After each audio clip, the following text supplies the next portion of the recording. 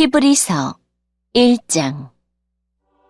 옛날에는 하나님께서 예언자를 통해 우리 조상들에게 여러 가지 방법으로 수없이 말씀하셨습니다. 그러나 이제 마지막 때에는 하나님께서 그의 아들을 통하여 우리에게 말씀하십니다. 하나님께서는 그의 아들을 상속자로 삼으시고 그를 통해 세상을 창조하셨습니다.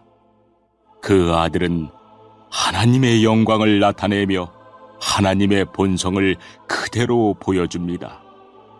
능력 있는 말씀으로 만물을 붙드시고 사람들의 죄를 깨끗이 하시는 그분은 하늘에 계시는 위대하신 하나님의 오른편에 앉아 계십니다. 그분은 그 어느 천사보다도 위대하시기 때문에 하나님께서는 그에게 천사들보다 더 뛰어난 이름을 주셨습니다. 하나님께서는 천사들 중 어느 누구에게도 다음과 같이 말씀하신 적이 없습니다. 너는 내 아들이다. 오늘 내가 너를 낳았다. 또 이렇게 말씀하시지도 않았습니다. 나는 그의 아버지가 되며 그는 내 아들이 될 것이다. 또 하나님께서 그의 맏아들을 세상으로 보내시며 이렇게 말씀하셨습니다. 하나님의 모든 천사가 그를 경배해야 할 것이다. 천사들에 대해서는 다음과 같이 말씀하셨습니다. 하나님께서 그의 천사들을 바람으로 삼으시고 그의 종들을 불꽃같이 만드셨다. 그러나 아들에 대해서는 하나님 주님의 보좌는 영원할 것이며 주님의 나라를 공평으로 다스릴 것입니다. 주님께서 옳은 것을 사랑하시고 악한 것을 미워하심으로 하나님께서 함께 다스릴 자로 주님을 선택해서 기름 부으셨습니다. 주님의 하나님께서 그 누구보다도 더 큰 기쁨을 주실 것입니다. 라고 하시고 또 이렇게 말씀하셨습니다. 주님, 이 세상이 처음 시작될 때 주님께서 땅을 지으시고 주님의 손으로 하늘을 빚으셨습니다. 하늘과 땅은 멸망할 것이지만 주님은 영원할 것이며 그것들은 옷과 같이 낡아지기 때문에 당신께서 그것들을 겉옷처럼 말아치우실 것입니다. 그것들이 옷처럼 변해도 주님은 결코 변함이 없으시며 주님의 날도 끝나는 일이 없을 것입니다. 하나님께서는 그의 천사들 중 누구에게도 이렇게 말씀하신 적이 없었습니다. 내가 너의 원수들을 굴복시킬 때까지 내 오른편에 앉아 있어라. 모든 천사들은 하나님을 섬기는 영이며 구원받을 사람들을 돕기 위해 보내진 자들입니다.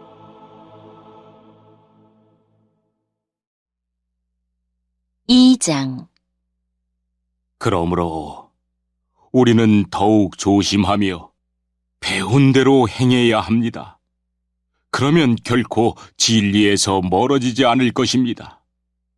하나님께서 천사들을 통하여 가르쳐 주신 것들 역시 진리입니다. 그것을 따라 살지 않거나 순종하지 않는 사람들은 벌을 받게 될 것입니다. 우리에게 베풀어 주신 구원은 매우 위대한 것입니다. 그렇기 때문에 구원이 중요하지 않은 것처럼 살아간다면 그건 역시 벌을 받게 되는 행동입니다.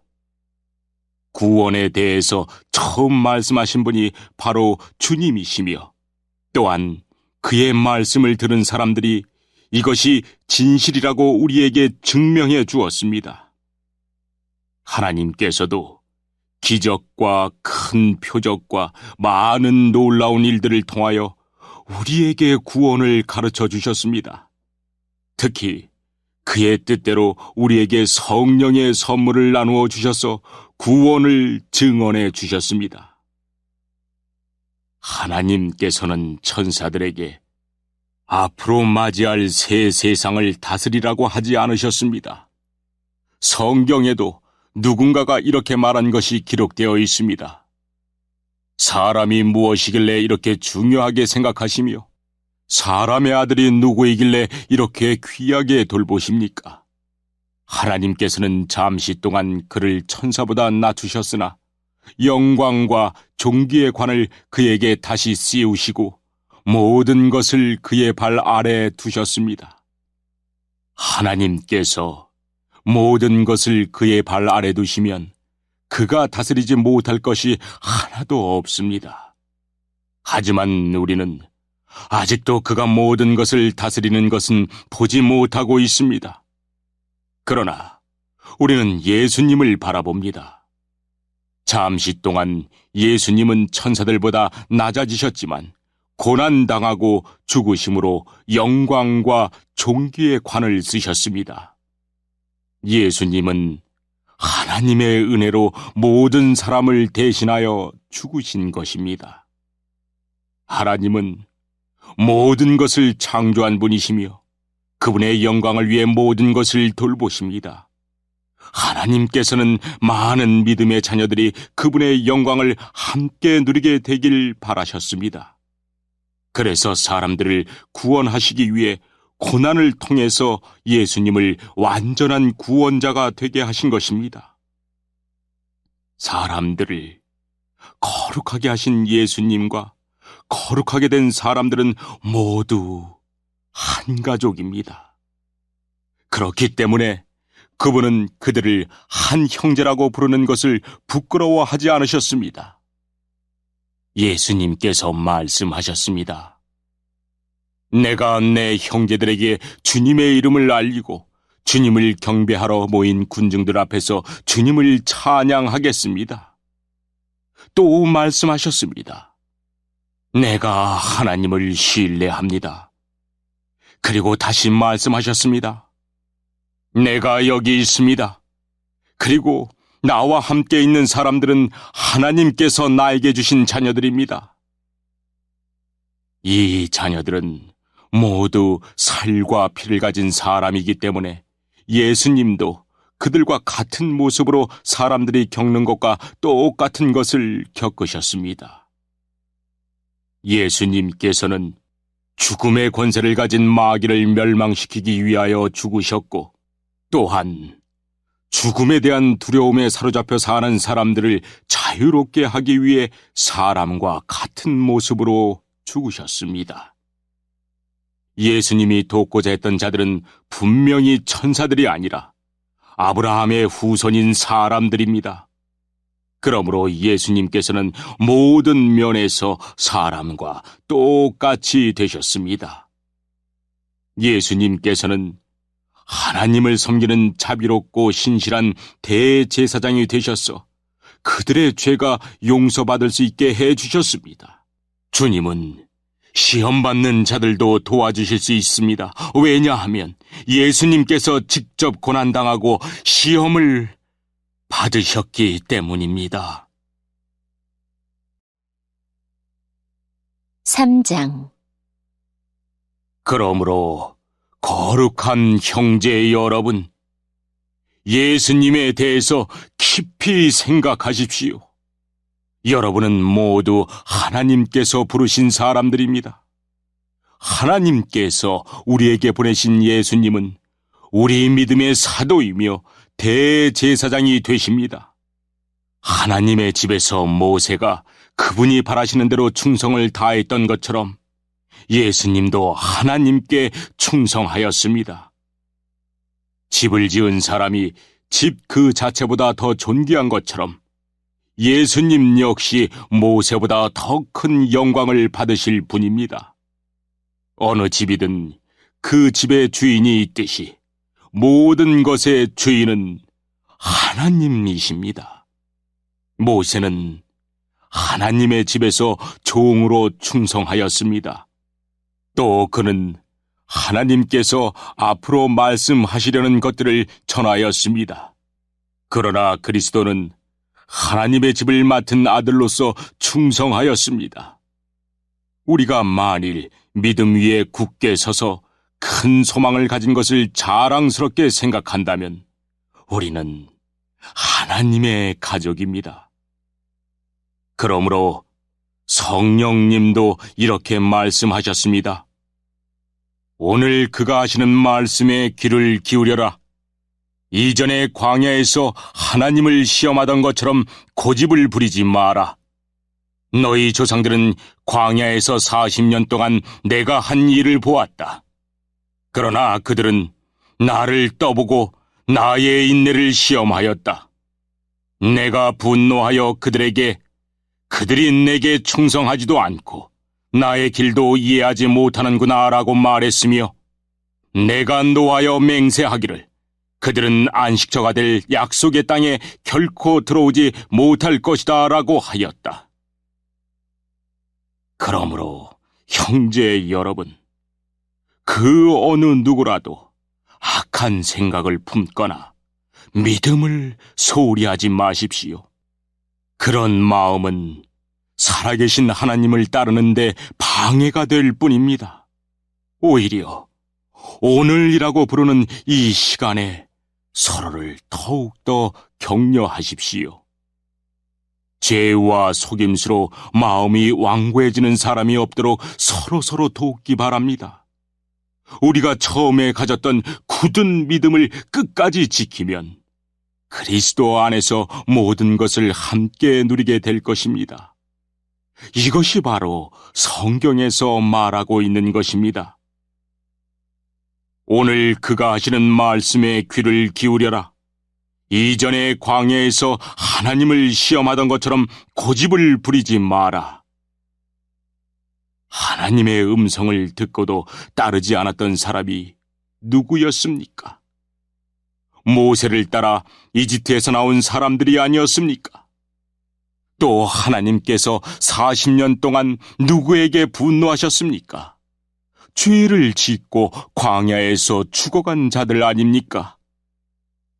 하나님께서 약속의 땅인 안식처에 결코 들어오지 못할 것이라고 누구에게 맹세하여 말씀하셨습니까? 그에게 순종하지 않은 사람들을 두고 하신 말씀이 아닙니까? 우리는 그들이 믿지 않았기 때문에 하나님께서 약속하신 안식처에 들어가지 못했다는 것을 알 수 있습니다. 4장. 이제 하나님의 안식처에 들어갈 수 있는 약속이 아직 우리에게 남아 있습니다. 그러므로 모두 조심하여 우리 중에서 그곳에 들어가지 못하는 사람이 없도록 해야 할 것입니다. 우리도 그들과 마찬가지로 복음을 들었습니다. 다만 그들은 복음을 들을 때 그 말씀을 믿음으로 받지 않았기 때문에 유익을 얻지 못한 것입니다. 그러나 믿는 우리들은 하나님의 안식에 들어가서 쉴 수 있습니다. 이것은 하나님께서 말씀하신 것과 같습니다. 그러므로 내가 분노하여 맹세하기를 그들은 결코 안식처가 될 내 약속의 땅에 들어오지 못할 것이다.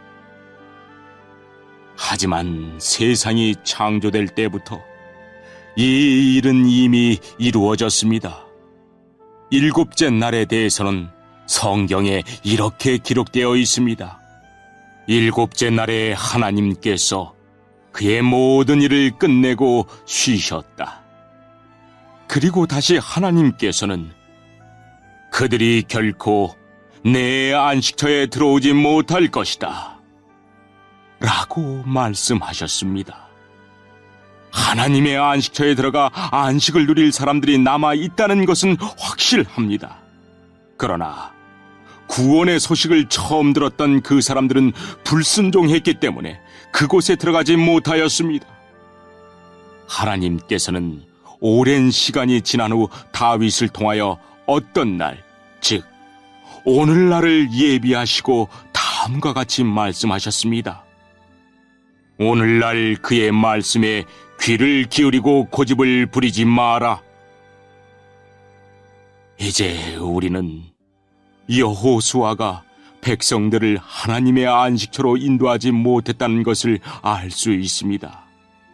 만일 그랬다면 하나님께서 후에 다른 어떤 날을 예비하실 필요가 없었을 것이기 때문입니다. 이것을 통해 우리는 아직 하나님의 백성들을 위한 안식이 남아있다는 것을 알 수 있습니다. 하나님께서 주시는 안식을 누릴 사람들은 하나님께서 자기 일을 쉬셨던 것처럼 모든 일에서부터 자유롭게 편안히 쉬게 될 것입니다. 우리는 그 누구도 지난날 불순종했던 사람들처럼 되지 않으며 그곳에 들어가지 못하는 일이 없도록 힘써야 할 것입니다. 하나님의 말씀은 살아있고 힘이 있습니다. 양쪽에 날이 선 칼보다도 더 날카로워서 우리의 혼과 영과 관절과 골수를 쪼개며 마음속에 있는 생각과 감정까지 알아냅니다. 하나님 앞에서 숨길 수 있는 것은 아무것도 없습니다. 모든 것이 다 드러나기 때문에 그분 앞에서 우리의 모든 것을 보여드려야 합니다.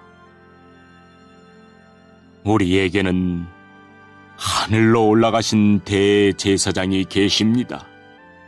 그분은 바로 하나님의 아들 예수님이십니다. 그렇기 때문에 우리는 우리의 믿음을 굳게 지켜야 합니다. 우리의 대제사장은 우리의 연약한 부분을 알고 계십니다. 이 땅에 계실 때 그분은 우리와 마찬가지로 시험을 받으셨습니다. 그러나 결코 죄를 짓지는 않으셨습니다. 그러므로 하나님의 보좌 앞에 담대하게 나아갑시다. 그곳에는 은혜가 있으며 우리는 때에 따라 우리를 도우시는 자비와 은혜를 받을 수 있습니다.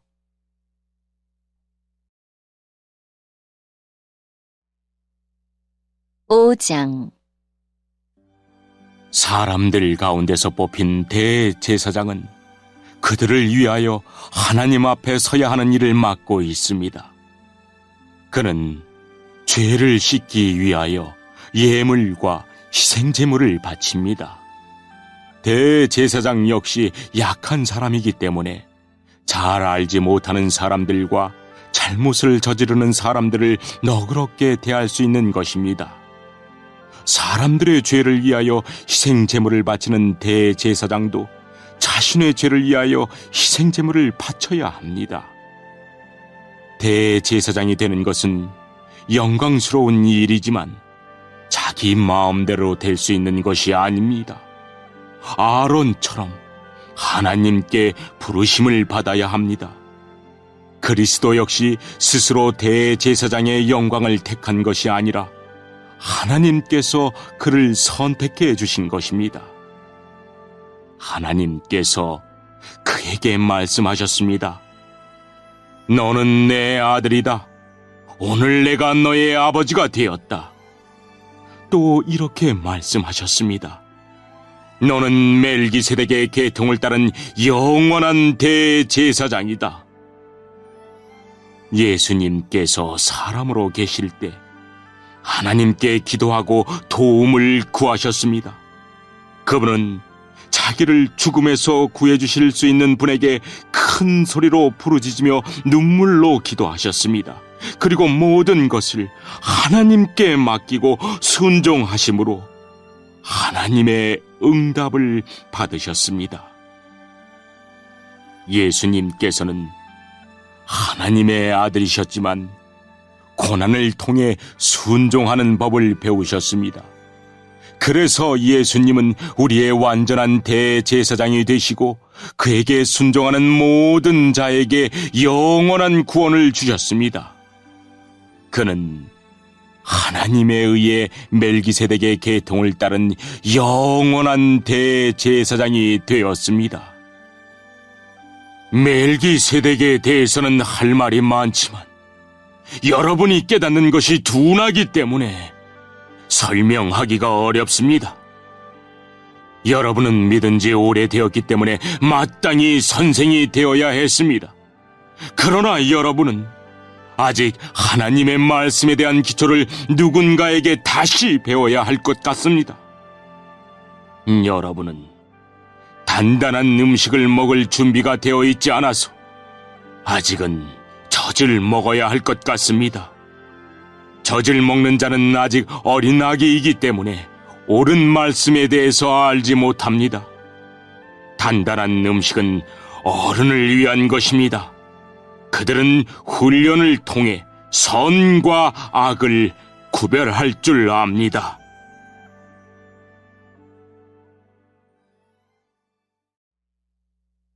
육장.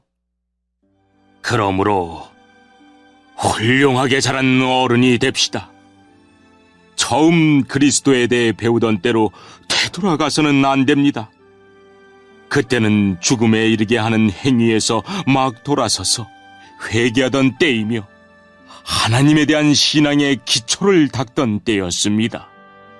세례와 안수와 죽은 자의 부활과 영원한 심판에 관한 기초를 다시 닦지는 마십시오. 하나님께서 허락하시면 우리는 어른으로 성장할 수 있습니다. 변화된 새 생활로 다시 돌아오지 못하는 사람들도 있습니다. 그들은 한때 하나님의 빛 가운데 살았고 하늘의 은사를 맛보며 성령을 경험한 사람들이었습니다. 하나님의 선한 말씀과 앞으로 올 새로운 세상의 능력도 받았습니다. 그런데 그들이 그리스도를 떠나버렸습니다. 이들을 다시 돌이킬 수 있는 방법은 없습니다. 왜냐하면 그들은 하나님의 아들을 다시 십자가에 못 박고 사람들 앞에서 욕되게 했기 때문입니다. 어떤 사람들은 많은 비를 흡수하는 땅과 같습니다. 그런 땅은 좋은 열매를 맺어 하나님께 복을 받습니다. 반면 가시와 엉겅퀴가 많이 자라나 쓸모없는 땅과 같은 사람들도 있습니다. 그런 땅은 저주를 받으며 불에 태워질 것입니다. 사랑하는 여러분, 우리가 비록 이렇게 말하고 있지만 여러분이 구원을 누리게 될 것을 확신합니다. 하나님께서는 공평하시기 때문에 여러분이 한 일들과 성도들을 도우면서 보여준 사랑을 잊지 않으실 것입니다. 또한 여러분이 지금도 그들을 돕고 있다는 것을 기억하실 것입니다. 우리가 바라는 것은 여러분이 앞으로도 이와 동일한 부지런함을 보여주어 여러분이 가지고 있는 소망을 끝까지 확신하는 것입니다. 게으름 피우지 마십시오. 믿음과 인내를 가지고 나아가면 하나님께서 약속하신 것을 받게 될 것입니다. 하나님께서는 아브라함에게 약속하셨습니다. 하나님보다 더 위대한 분은 없으므로 하나님께서는 자기 이름으로 그에게 맹세하시며 말씀하셨습니다. 내가 반드시 너에게 복을 주고 네 자손을 번성하게 하겠다. 아브라함은 인내를 가지고 이 약속을 기다렸고 마침내 그 약속을 받았습니다. 사람들은 보통 자기보다 위대한 사람의 이름을 대며 맹세합니다. 그래서 자기가 말한 것이 사실임을 확증하고 더 이상 논쟁이 계속되지 않도록 합니다. 하나님께서도 자신의 약속이 사실임을 증명하고 싶으셨습니다. 하나님께서는 자신의 약속을 받을 자들에게 이것을 확실히 나타내셨습니다. 그리고 자신의 계획이 변하지 않는다는 것을 그들에게 알리시려고 맹세로 그것을 보증하셨습니다. 하나님께서는 결코 거짓으로 약속하지 않으시며 거짓 맹세도 하지 않으십니다. 변하지 않는 이 두 사실은 하나님께 피난처를 구하는 우리들에게 용기를 주며 우리가 받은 소망을 붙들 수 있는 힘을 줍니다. 우리가 가진 소망은 영혼의 닷처럼 안전하고 튼튼하여 그 소망을 통해 하늘 지성소의 커튼을 열고 그 안에 들어가게 합니다. 예수님께서 우리보다 앞서 그리고 우리를 위하여 먼저 그곳에 들어가셨습니다. 예수님께서는 멜기세덱의 계통을 따른 영원한 대제사장이 되셨습니다. 7장.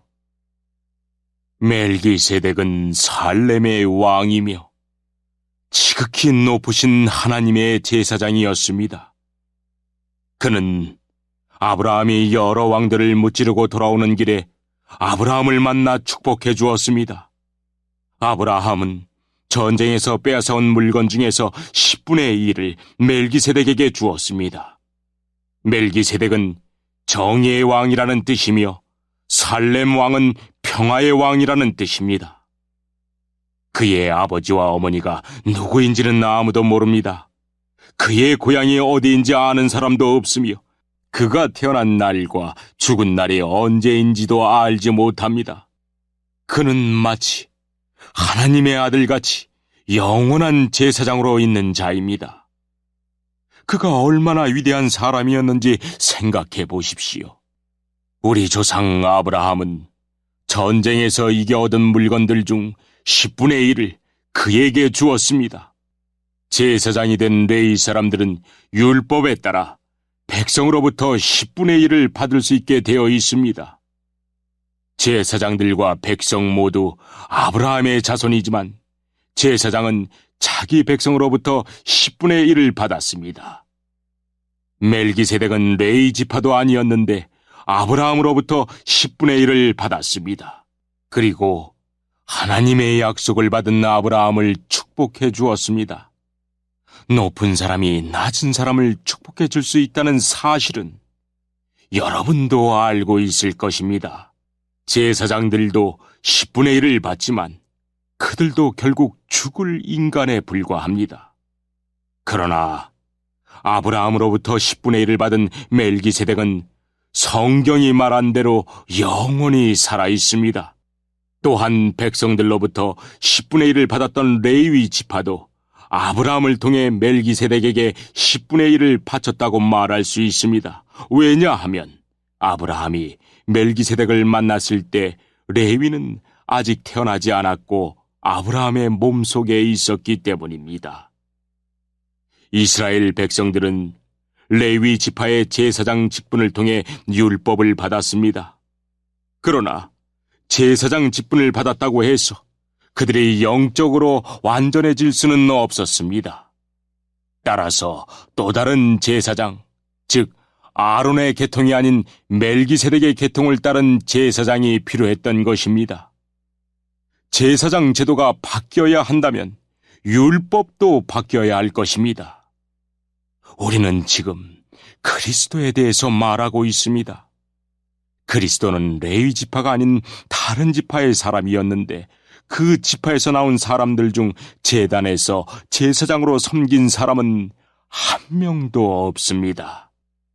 우리 주님께서 유다 지파에 속했다는 사실은 분명합니다. 모세가 이 지파에 대해 말할 때 제사장 직분이라는 것을 한 번도 말한 적이 없었습니다. 멜기세덱과 같은 또 다른 제사장이 오신 것을 보면 이제 더 분명해지는 것 같습니다. 그분은 인간의 법과 규칙에 따라 제사장이 되신 것이 아니고 영원한 생명의 능력으로 제사장이 되셨습니다. 성경에 그분에 대해 이렇게 기록되어 있습니다. 너는 멜기세덱의 계통을 따른 영원한 제사장이다. 옛 계명은 약하고 쓸모가 없으므로 이제 폐지되었습니다. 모세의 율법으로는 아무것도 완전하게 할 수 없습니다. 그러나 이제 우리는 더 나은 소망을 받았고 이 소망을 통해 하나님께 가까이 나아갈 수 있습니다. 예수님을 대제사장으로 세우실 때 하나님께서 맹세하셨습니다. 다른 사람들이 제사장이 될 때에는 그런 맹세를 하지 않으셨습니다. 그러나 그리스도는 하나님의 맹세로 제사장이 되셨습니다. 주님께서 너는 영원한 제사장이다 라고 약속하셨으니 그 마음을 결코 바꾸지 않으실 것이다. 예수님께서 하나님과 그의 백성 사이에 더 좋은 약속의 보증이 되셨다는 뜻입니다. 제사장들이 죽으면 제사장의 일을 더 이상 할 수 없기 때문에 제사장의 숫자가 많을 수밖에 없었습니다. 그러나 예수님께서는 영원히 살아계시기 때문에 결코 제사장의 일을 쉬지 않으실 것입니다. 그러므로 예수님은 자기를 통해 하나님께 나아오는 자들을 완전히 구원하실 수 있습니다. 예수님은 항상 살아계셔서 하나님께 나아오는 자들을 돕고 계시기 때문입니다. 예수님이야말로 우리에게 진정으로 필요한 대제사장이십니다. 예수님께서는 거룩하고 죄가 없으시며 흠이 없고 죄인들과 구별되는 하늘보다 높은 곳에 계신 분입니다. 그분은 다른 제사장들과는 다릅니다. 그들은 매일 제사를 드려야 합니다. 먼저 자신의 죄를 위하여, 다음은 백성의 죄를 위하여 희생제물을 바칩니다. 그러나 그리스도는 그럴 필요가 없으십니다. 예수님께서는 자기 자신을 희생제물로 드려서 단 한 번에 그 일을 끝내셨기 때문입니다. 율법은 약점을 가진 사람들을 제사장으로 세웠습니다. 그러나 하나님의 아들이신 예수님께서는 하나님의 맹세하심을 통해 영원토록 완전한 대제사장이 되셨습니다. 8장. 지금까지 우리가 말한 것의 요점은 하늘에 계신 하나님의 오른쪽에 앉아 계신 대제사장이 우리와 함께 있다는 것입니다.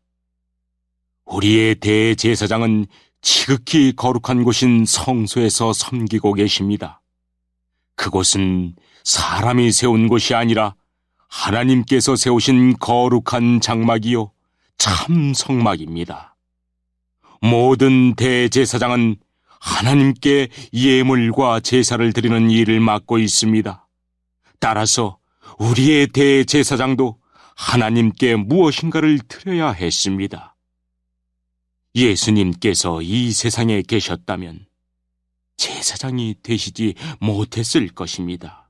그것은 이미 세상에는 율법을 따라 하나님께 예물을 드릴 제사장들이 있기 때문입니다.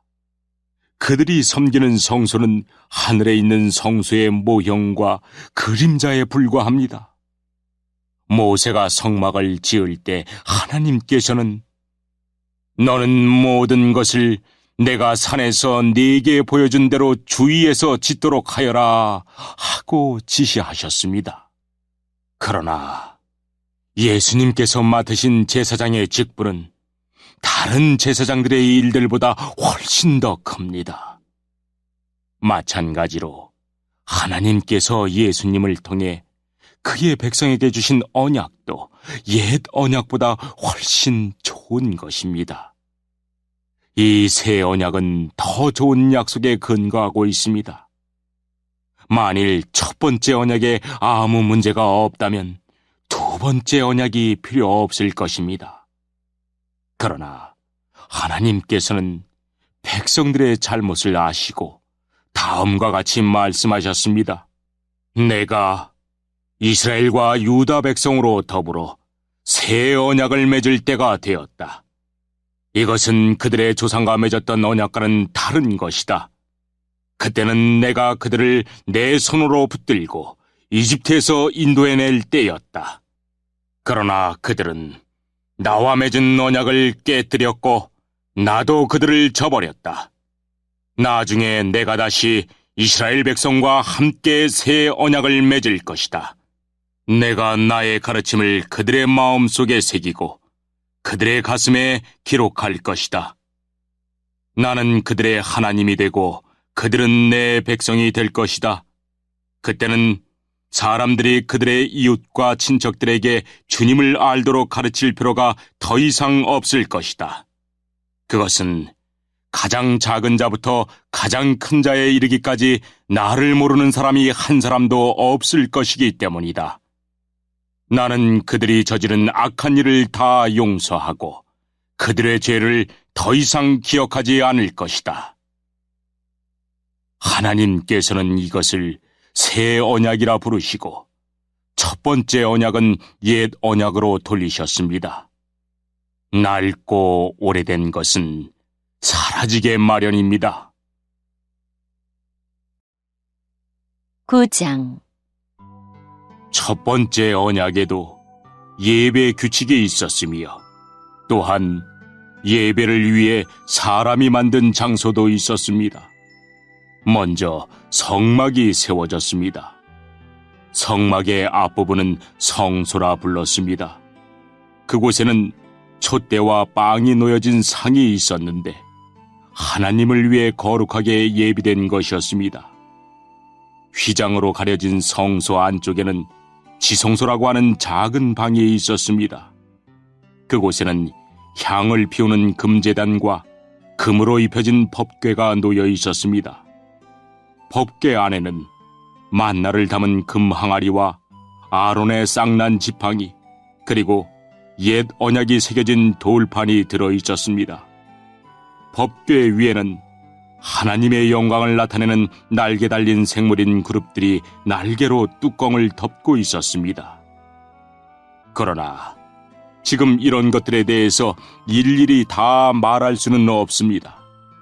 이 모든 것이 성막 안에 준비되어 있어서 제사장들은 언제나 첫 번째 방에 들어가 예배를 드렸습니다. 그러나 두 번째 방에는 오직 대제사장만이 1년에 한 번 들어갈 수 있었습니다. 또 대제사장도 피 없이는 결코 그곳에 들어갈 수 없었습니다. 그는 그 피를 자기 자신과 백성의 죄를 위해 하나님께 드렸습니다. 이것은 그들이 모르고 지은 죄를 위하여 드리는 것입니다. 성령은 이것을 통해 옛 성막 제도가 그대로 남아있을 때는 지성소로 들어가는 길이 아직 열려있지 않다는 것을 보여주셨습니다. 이것은 현재를 위한 비유입니다. 예물과 제사로는 예배 드리는 자의 마음속까지 깨끗하게 할 수 없습니다. 이것은 단지 먹고 마시고 여러 가지 몸을 씻는 등의 예식으로서 하나님의 새 법이 올 때까지만 적용되는 것입니다. 그러나 그리스도께서는 지금 우리가 가지고 있는 좋은 것들의 대제사장으로 오셨습니다. 그는 더 크고 완전한 성막에 들어가셨습니다. 그것은 사람의 손으로 지은 것도 아니며 이 세상에 속한 것도 아닙니다. 그리스도는 단 한 번 지성소로 들어가셨습니다. 그분은 염소나 송아지의 피가 아닌 자신의 피를 가지고 지성소로 들어가셔서 우리를 죄에서 완전히 자유롭게 해주셨습니다. 염소와 황소의 피와 암소의 죄를 부정한 사람에게 뿌리면 그 육체를 다시 깨끗하게 할 수 있습니다. 그렇다면 영원하신 성령을 통해 하나님께 자기 자신을 완전한 제물로 드린 그리스도의 피는 어떻겠습니까? 그의 피는 죽음에 이르게 하는 행동에서 우리 마음을 깨끗하게 하고 살아계신 하나님을 섬기는 데 부족함이 없도록 할 것입니다. 그러므로 그리스도께서 새 언약의 중보자가 되셨습니다. 이제 하나님께 부르심을 받은 자들은 하나님께서 약속하신 영원한 복을 받을 수 있게 되었습니다. 옛 언약 아래에서 살던 사람들을 죄로부터 자유롭게 하기 위하여 그리스도께서 죽으셨기 때문에 사람들이 그 축복을 누릴 수 있게 된 것입니다. 유언이 효력을 나타내려면 그 유언을 쓴 사람이 죽었다는 사실이 증명되어야 합니다. 그 사람이 살아있는 한 유언은 아무 쓸모가 없습니다. 오직 죽은 후에만 쓸모가 있는 것입니다. 이처럼 옛 언약도 죽음을 나타내는 피 없이 세운 것이 아닙니다. 모세는 백성들에게 율법에 적힌 모든 계명을 말해 주었습니다. 그리고 송아지의 피를 물과 함께 섞은 다음 붉은 양털과 우슬초에 적셔서 율법 책과 백성들에게 뿌렸습니다. 그리고 이것은 하나님께서 여러분에게 순종하라고 명령하신 언약의 피입니다. 라고 말했습니다. 모세는 성막과 예배에 쓰이는 모든 물건에도 그런 방법으로 피를 뿌렸습니다. 율법은 거의 모든 것이 피로써 깨끗해지며 피 흘림이 없으면 죄의 용서도 없다고 말합니다. 하늘에 있는 참된 것들을 모방한 이 땅의 모형은 동물의 피로 깨끗해져야 합니다. 그러나 하늘에 있는 것들은 더 좋은 제물이 필요합니다. 그리스도께서는 사람이 지은 지성소에 들어가지 않으셨습니다.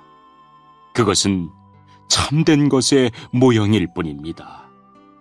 그리스도께서는 하늘에 올라가시고 그곳에서 우리를 도우시려고 하나님 앞에 서신 것입니다. 대제사장은 1년에 한 번 자신의 피가 아닌 동물의 피를 가지고 지성소로 들어갑니다. 그렇다고 그리스도께서 자신을 제물로 드리기 위해 매번 하늘로 올라가신 것은 아닙니다.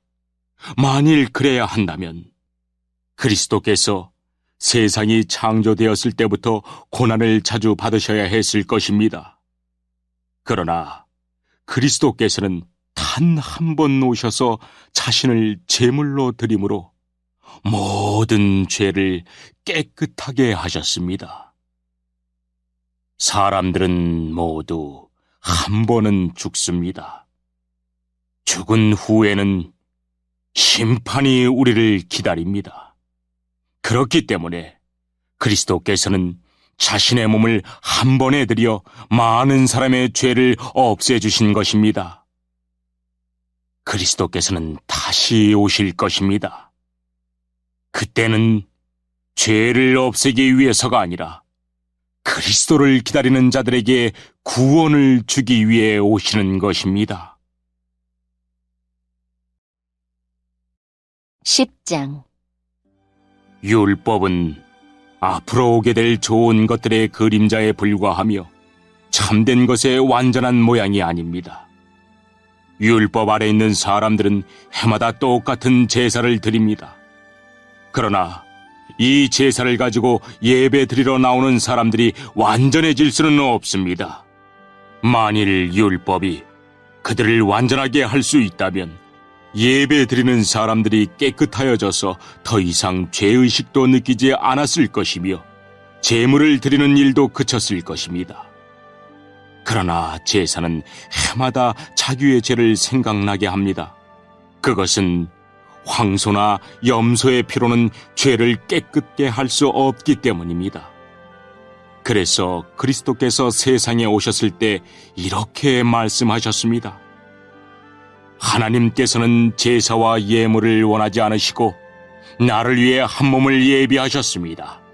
또한 태워드리는 제사인 번제와 죄를 씻는 제사인 속죄제도 기뻐하지 않으십니다. 그때 내가 말하기를 하나님 보십시오.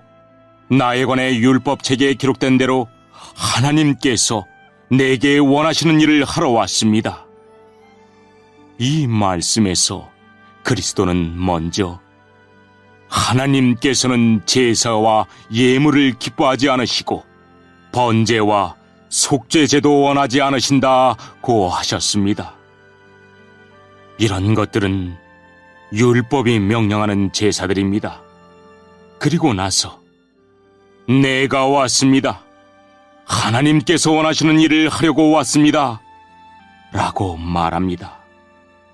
즉 하나님께서는 새로운 제도를 세우시려고 첫 번째 제사 제도를 폐지하신 것입니다.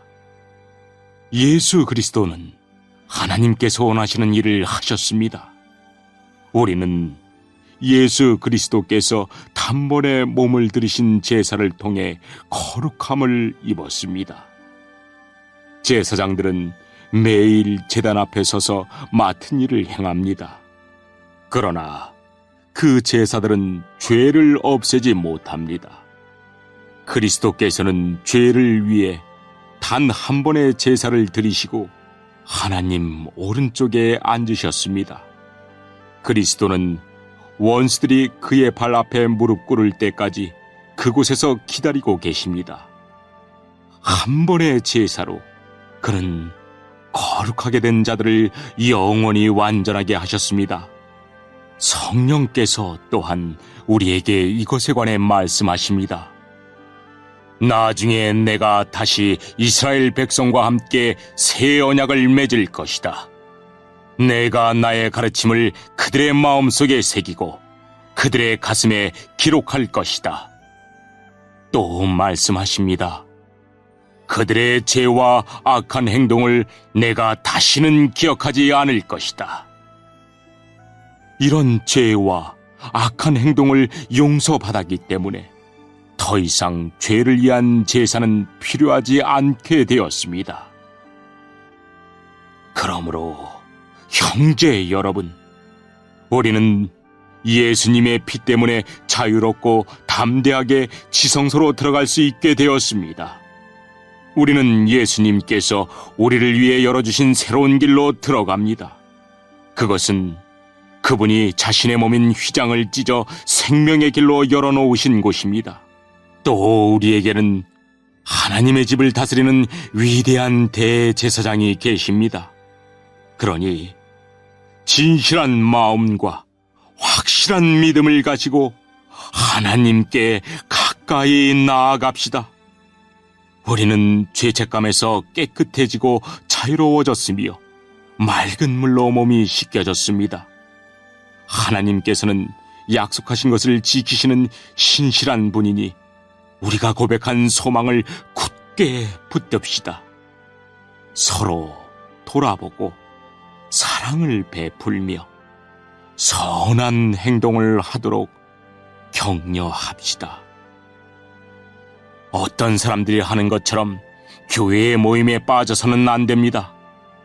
그날이 가까이 다가오는 것을 볼수록 함께 만나며 서로를 격려해야 할 것입니다. 만일 우리가 진리를 알게 된 후에도 일부러 계속 죄를 짓는다면 그 죄를 씻을 제사는 없습니다. 거기에는 오직 심판을 기다리는 두려움과 하나님을 거역하며 사는 자들을 태워 없앨 크고 무서운 불만이 있을 뿐입니다. 모세의 율법에 순종하지 않고 그것을 어긴 사람들도 두세 명의 증인이 있으면 사형을 받았습니다. 그렇다면 하나님의 아들을 공경하지 않는 사람들은 어떻겠습니까? 그들은 자기를 거룩하게 한 언약의 피를 별것 아닌 것으로 여기며 은혜의 성령을 욕되게 하였습니다. 따라서 그들은 더 큰 벌을 받게 될 것입니다. 우리는 하나님께서 잘못을 행하는 자들을 벌하고 그 죄대로 갚아주겠다고 말씀하신 것을 알고 있습니다. 또한 주님께서 그의 백성을 심판하실 것이다 라는 말씀도 하셨습니다. 살아계신 하나님께서 심판하시는 대상이 된다는 것은 정말 무서운 일입니다. 여러분이 처음 진리의 말씀을 배우던 때를 기억해 보십시오. 많은 어려움들이 있었지만 여러분은 꿋꿋이 이겨냈습니다. 때때로 사람들 앞에서 모욕을 당하며 핍박을 받기도 했고 그런 고난을 받는 사람들과 친구가 되기도 하였습니다. 옥에 갇힌 자들을 도와주고 여러분이 가진 것들을 빼앗겨도 기뻐하였습니다. 그렇게 할 수 있었던 것은 여러분이 더 좋고 영원한 것이 있다는 것을 알고 있었기 때문입니다. 그러므로 이전에 가졌던 용기를 잃어버리지 마십시오. 더 큰 보상이 여러분을 기다리고 있습니다. 인내를 가지고 하나님께서 원하시는 일을 해서 그분께서 약속하신 것을 받으시기 바랍니다. 조금만 있으면 오시기로 한 그분이 오실 것이며 결코 늦지 않으실 것이다. 나와 함께 의롭게 산 사람들은 믿음 때문에 생명을 누릴 것이다. 그러나 믿음에서 뒤로 물러난 사람들을 내가 기뻐하지 않겠다.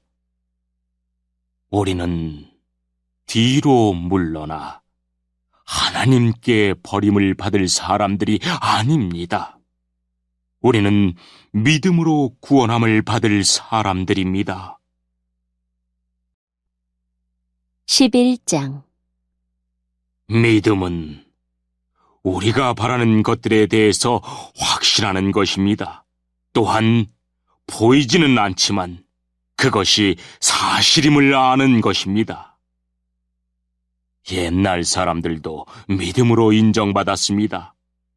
믿음을 통해 우리는 이 세상 모든 것이 하나님의 말씀으로 창조되었다는 것을 이해합니다. 이것은 우리가 보고 있는 것들이 보이지 않는 어떤 것으로 만들어졌다는 것을 말합니다. 아벨은 믿음으로 가인보다 하나님께 더 나은 제사를 드렸습니다. 하나님께서는 아벨이 드린 제사를 기뻐 받으시고 그를 의인이라 부르셨습니다. 아벨은 죽었지만 여전히 그의 믿음을 통해 우리에게 말하고 있습니다. 믿음으로 에녹은 죽지 않고 하늘로 옮겨져서 아무도 그를 볼 수 없게 되었습니다. 하나님께서 그를 하늘로 데리고 올라가신 것입니다. 성경은 그가 이 땅에 사는 동안 진실로 하나님을 기쁘시게 하는 자였다고 증언합니다. 믿음이 없이는 어느 누구도 하나님을 기쁘시게 할 수 없습니다. 하나님께 나오는 자는 그가 계시다는 것과 그를 찾는 자들에게 상 주시는 분이라는 것을 진정으로 믿어야 합니다. 믿음으로 노아는 아직 보지 못하는 일에 대한 하나님의 경고를 들었습니다. 그는 하나님께 순종해서 그의 가족을 구원할 방주를 지었습니다.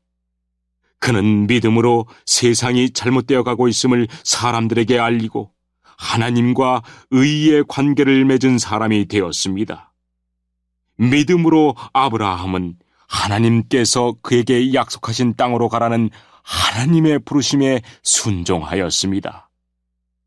그는 가야 할 곳도 모른 채 자기 고향을 떠났습니다. 그는 믿음 때문에 하나님께서 자기에게 약속하신 땅에 가서 살 수 있었습니다.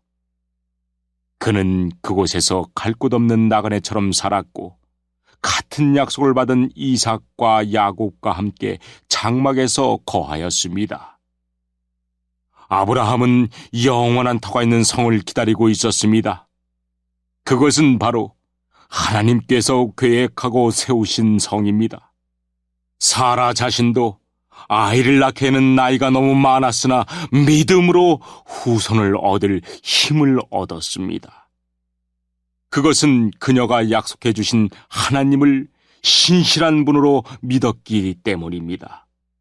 나이가 많아 거의 죽은 사람과 다름없던 한 사람으로부터 하늘의 별과 바닷가의 모래알같이 셀 수 없을 정도로 많은 후손이 나왔습니다. 이 사람들은 모두 믿음을 따라 살다가 죽었습니다. 그들은 하나님께서 그의 백성에게 약속하신 것을 받지는 못했으나 앞으로 올 것들을 멀리서 보고 기뻐하였습니다. 그들은 스스로 자신들이 이 땅에서 나그네일 뿐이라고 고백하였습니다.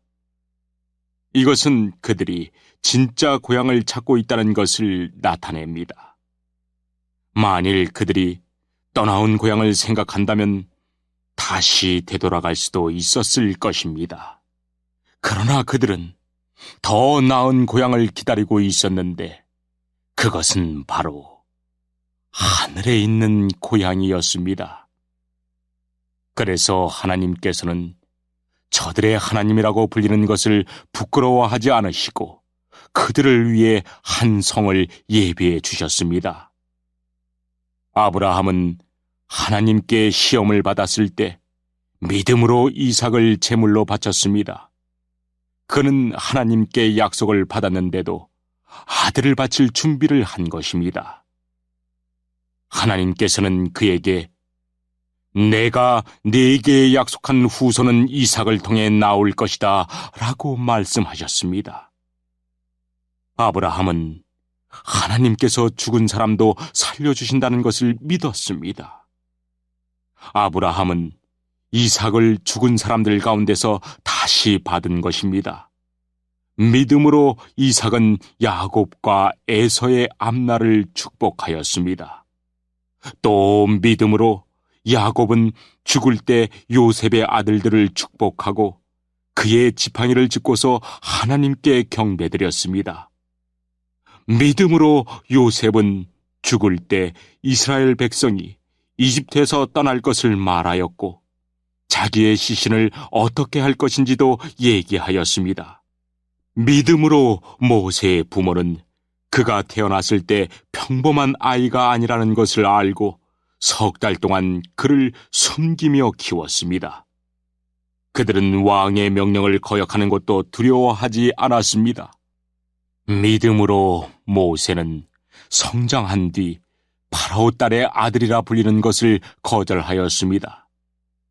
그는 잠시 동안 죄의 즐거움을 누리기보다는 하나님의 백성들과 함께 고난받는 것을 택하였습니다.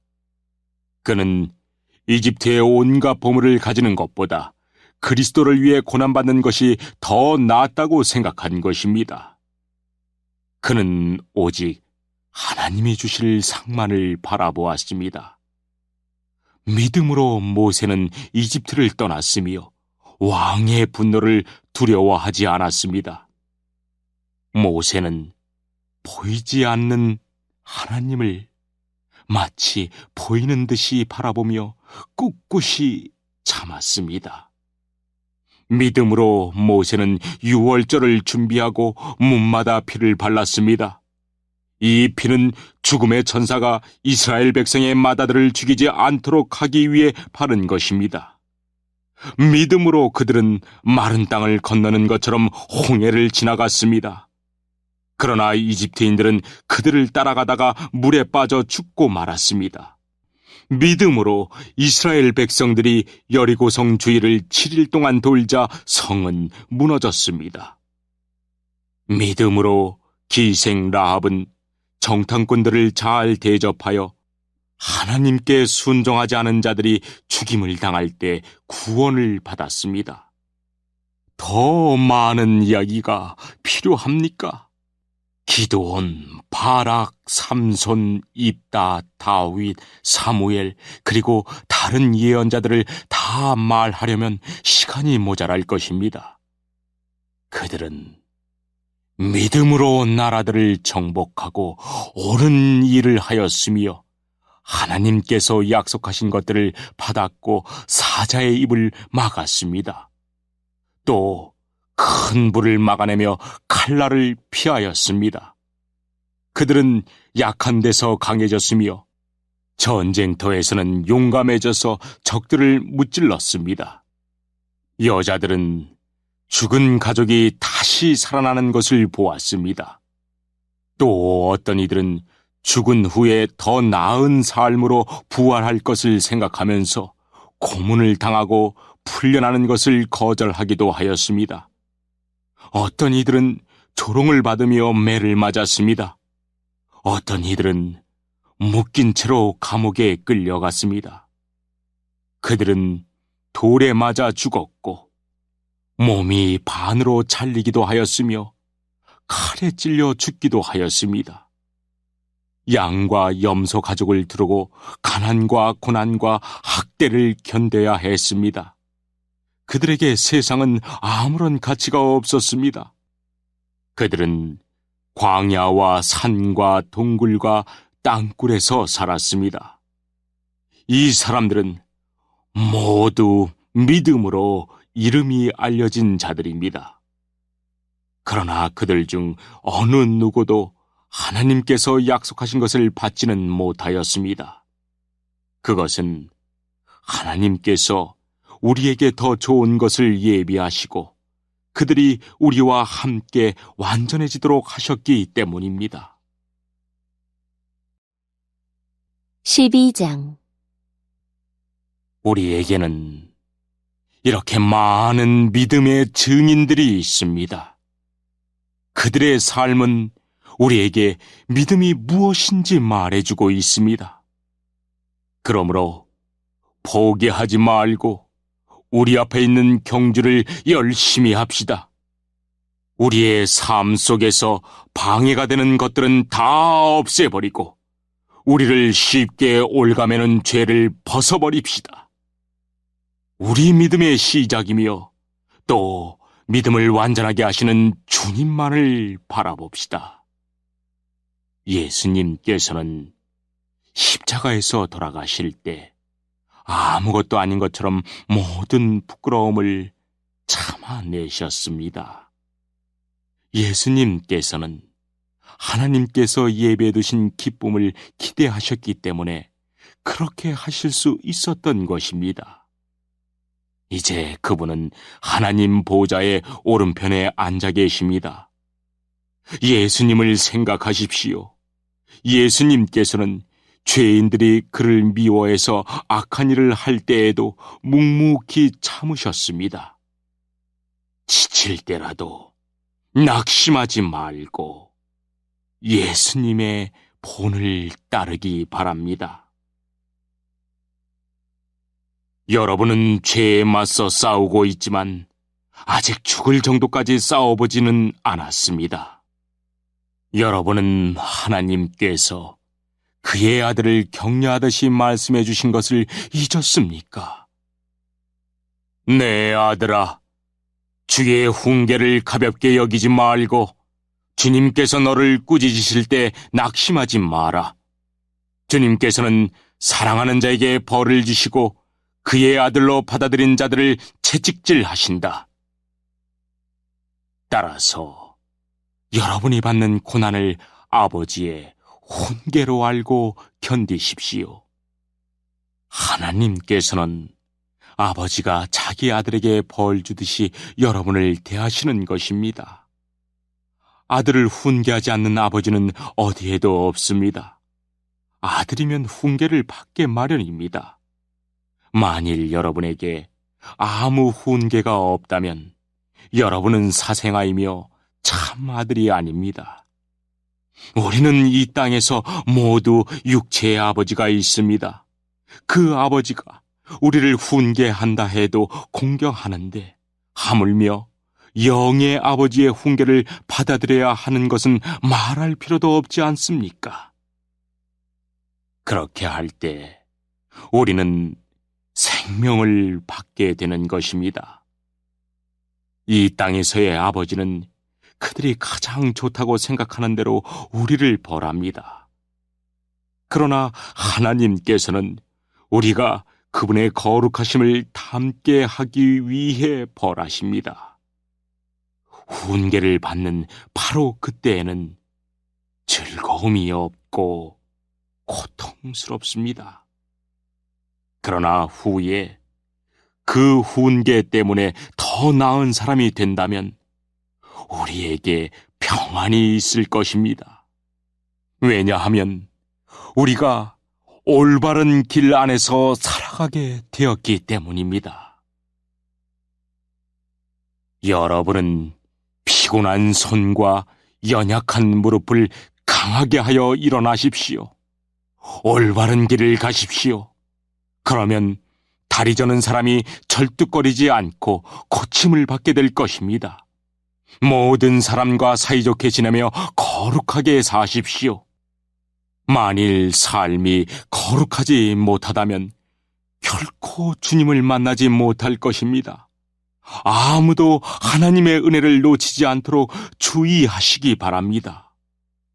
여러분 가운데 쓴 뿌리와 같은 사람들이 생겨나지 못하게 하십시오. 그런 사람은 많은 사람을 괴롭히거나 더럽힙니다. 성적인 죄를 범하지 말며 에서처럼 하나님을 생각지 않는 사람이 없도록 하십시오. 에서는 맏아들로서 아버지의 모든 것을 다 받을 수 있었지만 한 그릇에 먹을 것을 위하여 맏아들의 특권을 팔고 말았습니다. 여러분도 알다시피 에서는 그 후에 아버지의 축복을 받기 위해 울면서 부탁했지만 거절당했으며 회개할 기회를 얻지 못했습니다. 여러분이 도착할 곳은 손으로 만질 수 있거나 불이 타오르는 산도 아니고 어두움과 슬픔과 폭풍이 일어나는 산도 아닙니다. 또한 나팔 소리와 음성이 들려오는 산도 아닙니다. 이스라엘 백성이 산에서 들려오는 음성을 들었을 때 그들은 더 이상 하나님께서 말씀하시지 않도록 부탁했습니다.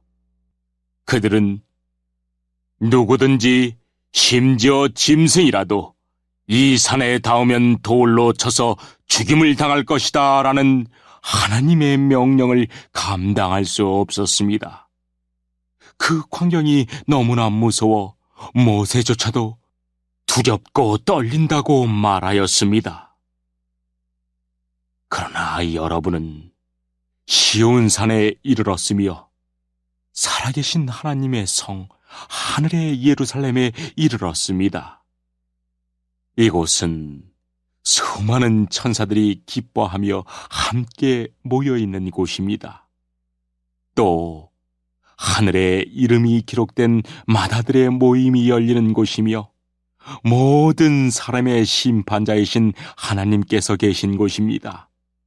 그리고 완전하게 된 의인들의 영혼이 거하는 곳이기도 합니다. 여러분은 그의 백성들에게 하나님의 새 언약을 가져다 주신 예수님께서 계신 곳에 왔습니다. 여러분은 아벨의 피보다 더 나은 소식을 전해준 그리스도의 피에 가까이 나온 것입니다. 여러분은 하나님께서 말씀하실 때 거역하지 마십시오. 옛 선조들은 땅에서 모세를 통해 경고를 받고도 순종하지 않다가 벌을 받았습니다. 이제는 하나님께서 하늘로부터 우리에게 경고하시는데 우리가 그 말씀을 듣지 않는다면 어떻게 되겠습니까? 예전에는 그 소리가 땅을 흔들었지만 이제는 땅뿐만 아니라 하늘까지도 다시 한번 흔들어 놓겠다고 하나님께서 약속하셨습니다. 다시 한번이라는 말은 흔들릴 수 있는 것들은 모조리 없애버리시겠다는 뜻이기도 합니다. 이것은 흔들리지 않는 것들만을 남기려는 것입니다. 우리가 흔들리지 않는 나라를 가졌으니 감사드립시다. 하나님을 기쁘시게 하며 경건함과 두려움으로 그분께 예배 드립시다. 우리 하나님은 모든 것을 태워버리는 불과 같은 분이십니다. 13장. 그리스도 안에서 한 형제로 서로 사랑하십시오. 나그네를 대접하는 일을 잊지 말기 바랍니다. 어떤 사람들은 나그네를 대접하다가 자기도 모르는 사이에 천사를 대접하였습니다. 옥에 갇힌 자들을 기억하십시오. 마치 여러분이 옥에 갇혀 있는 것처럼 저들을 생각하고 고통당하는 자들을 볼 때는 여러분이 고통받는 것처럼 그들을 생각해 주기 바랍니다. 모두 결혼을 귀하게 여기십시오. 남편과 아내는 그들의 결혼을 깨끗이 유지해야 합니다. 하나님께서는 간음하는 자들을 벌하실 것입니다. 돈이 여러분의 삶을 다스리지 않도록 하십시오. 가진 것에 만족하시기 바랍니다. 하나님께서는 내가 결코 너를 떠나지 않겠다, 내가 결코 너를 잊지 않겠다고 말씀하셨습니다. 그러므로 우리는 자신 있게 말할 수 있습니다. 주님은 나를 돕는 자시니 내가 두려워하지 않을 것입니다. 사람들이 내게 무슨 짓을 할 수 있겠습니까? 여러분에게 하나님의 말씀을 가르쳐준 지도자들을 기억하십시오. 그들이 어떻게 살고 어떻게 죽었는지를 생각하고 그들의 믿음을 본받으십시오.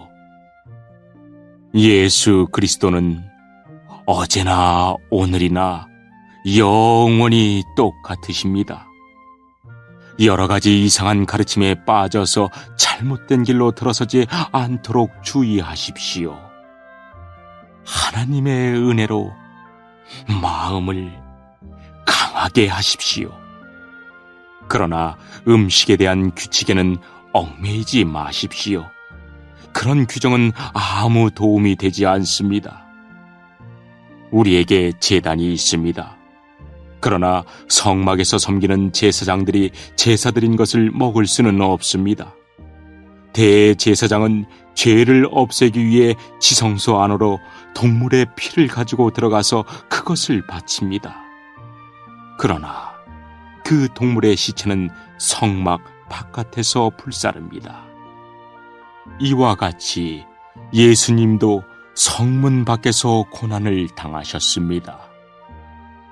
예수님께서는 자기 피로 그의 백성들을 거룩하게 하려고 죽으셨습니다.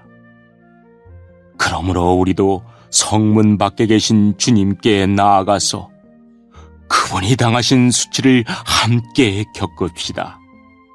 이 땅에는 영원한 성이 없으며 우리는 앞으로 다가올 성을 찾고 있습니다. 그러므로 예수님을 통하여 항상 하나님께 찬양의 제사를 드립시다. 이는 그분의 이름을 증언하는 우리 입술의 열매입니다. 다른 사람들에게 선을 베푸는 일을 잊지 마십시오. 여러분이 가진 것을 서로 나누시기 바랍니다. 이러한 행동은 하나님을 기쁘시게 하는 제사입니다. 여러분을 인도하는 지도자들에게 순종하고 그들의 권위를 존중하십시오. 그들은 여러분의 영혼을 책임진 자들이기에 여러분을 주의해서 살피고 있습니다. 그들이 이 일을 괴로워하지 않고 즐거운 마음으로 할 수 있도록 해 주십시오. 그들의 일을 힘들게 하는 것은 여러분에게 아무 도움이 되지 않습니다. 우리를 위해 기도해 주십시오. 우리는 모든 일을 선하게 하려고 하므로 우리가 선한 양심을 갖고 있다는 것을 확신합니다. 하나님께서 빨리 저를 여러분에게 보내주시도록 기도해 주십시오. 평화의 하나님께서 양들의 큰 목자이신 우리 주 예수님을 죽음에서 살리셨습니다. 하나님께서는 예수님의 보혈로 자기 백성과 영원한 언약을 맺으셨습니다. 바로 이 하나님께서 여러분에게 필요한 모든 좋은 것들을 내려주셔서 여러분이 하나님의 일을 잘할 수 있게 되기를 바랍니다. 또 예수 그리스도를 통해 우리 안에서 그의 기뻐하시는 뜻이 이루어지기를 기도합니다. 예수 그리스도께 길이 영광이 있을 것입니다. 아멘. 형제 여러분, 몇 마디에 불과한 짧은 편지이지만 여러분을 격려하고자 쓴 글이라는 것을 명심하십시오. 우리 형제 디모데가 감옥에서 풀려나왔습니다. 그가 도착하면 여러분을 만나러 함께 가겠습니다. 여러분의 지도자들과 모든 성도들에게 안부를 전합니다. 이탈리아에서 온 사람들이 여러분에게 안부를 전합니다. 하나님의 은혜가 여러분 모두에게 늘 함께 하기를 기도합니다.